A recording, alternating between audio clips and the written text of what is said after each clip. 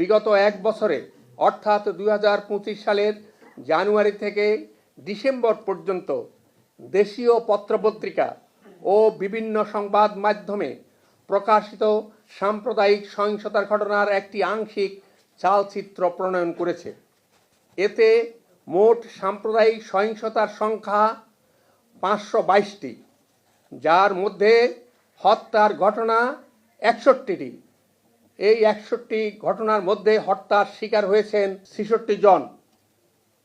নারী নির্যাতন, ধর্ষণ, গণধর্ষণের ঘটনা 28টি।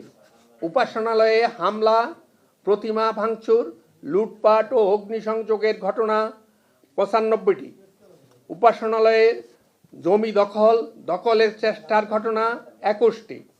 বাড়িঘর, ব্যবসা প্রতিষ্ঠানে হামলা, ভাঙচুর, লুটপাট ও অগ্নিসংযোগের ঘটনা 102টি। অপহরণ, চাঁদা দাবি, নির্যাতনের ঘটনা 38টি। হামলা, হত্যার হুমকি, নির্যাতনের ঘটনা 47টি। কথিত ধর্ম অবমাননার অভিযোগে নির্যাতন ও গ্রেপ্তার 36 জন। জোরপূর্বক বাড়িঘর, জমি ও ব্যবসা প্রতিষ্ঠান দখলের ঘটনা 66টি। চট্টগ্রামের রাউজানে হিন্দু ও বৌদ্ধ সম্প্রদায়ের 5টি বাড়িতে বাহির থেকে দরজা আটকিয়ে আগুন। ফিরোজপুর সদরে 5টি হিন্দু বাড়িতে আগুন।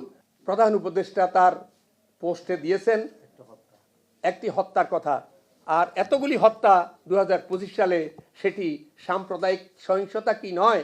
এটি আমাদের প্রশ্ন। জাতি, ধর্ম, গোত্র, বর্ণ নির্বিশেষে সকলের স্বতঃস্ফূর্ত অংশগ্রহণের একটি অন্তর্ভুক্তিমূলক নির্বাচন হওয়ার ক্ষেত্রে এখনো অনেক চ্যালেঞ্জ রয়েছে। আগামী নির্বাচনে আপামর সংখ্যালঘু জনগোষ্ঠী ভোটদানে তাদের মাধ্যমে তাদের নাগরিক অধিকার প্রয়োগে উন্মুখ, কিন্তু কোনোভাবেই জীবন জীবিকার সম্পদ ও সম্ভ্রম নিয়ে তাদের শঙ্কা ও উদ্বেগ কাটছে না, যা ভোটদানে তাদের নিরুৎসাহিত করতে পারে।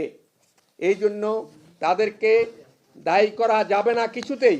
আমরা আজকের এই সংবাদ সম্মেলন থেকে নির্বাচনের পূর্বে সংখ্যালঘু নেতৃবৃন্দের বিরুদ্ধে আনীত মিথ্যা মামলা প্রত্যাহার এবং যারা মিথ্যা অভিযোগে জেলে আটক রয়েছেন তাদের নিঃশর্ত মুক্তি দাবি জানাচ্ছি।